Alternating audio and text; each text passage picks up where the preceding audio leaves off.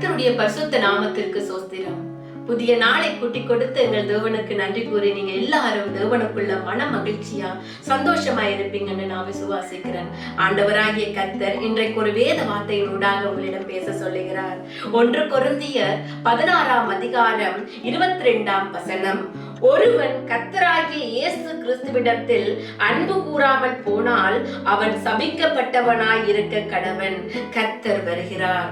என் அன்பான சகோதர சகோதரிகளே, கர்த்தராகிய இயேசு கிறிஸ்துவிடத்தில் அன்பு கூறுகிறவங்க ஆண்டவருக்கு பிரியமானவங்களாய் இருக்கிறாங்க. இந்த உலகத்துல எல்லா மதத்தவர்களும் இயேசுவை அறிந்திருக்கிறாங்க.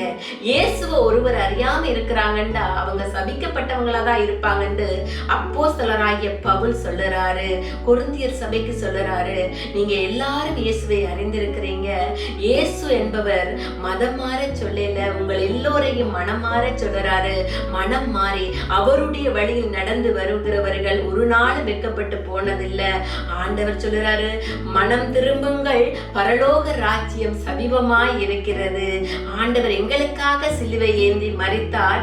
எங்களுடைய பாவங்கள் நிமித்தம் அவர் இந்த உலகத்தில் இருக்கிற எல்லா ஜீவராசிகளுக்காகத்தான் அவர் சிலுவை ஏந்தி மரித்தார். அவர் கிறிஸ்தவர்களுக்காக மட்டுமல்ல, எல்லா மதத்தவரையும் அவர் நேசிக்கிறார். அவர் எங்கள் எல்லோரையும் பார்த்து சொல்லுறாரு, மனம் மாறுங்கள் என்று சொல்லி. அப்ப இயேசுவை அறியாதவர்கள் ஒருவர் கூட இல்லை. வேதத்தை தியானியுங்கள், அவருடைய வழியில் நடந்து வாங்க. ஆண்டவர் உங்களை ஆசீர்வதிப்பார். அப்ப ஆண்டவரை நோக்கி ஒரு சின்ன ஜெபம் செய்வோமா?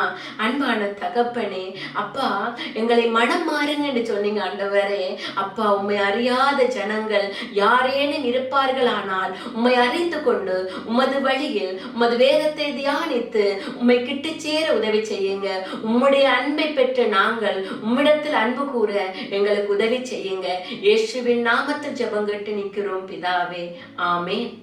நீங்க எல்லாரும் மிகவும் விசேஷமான நீங்க.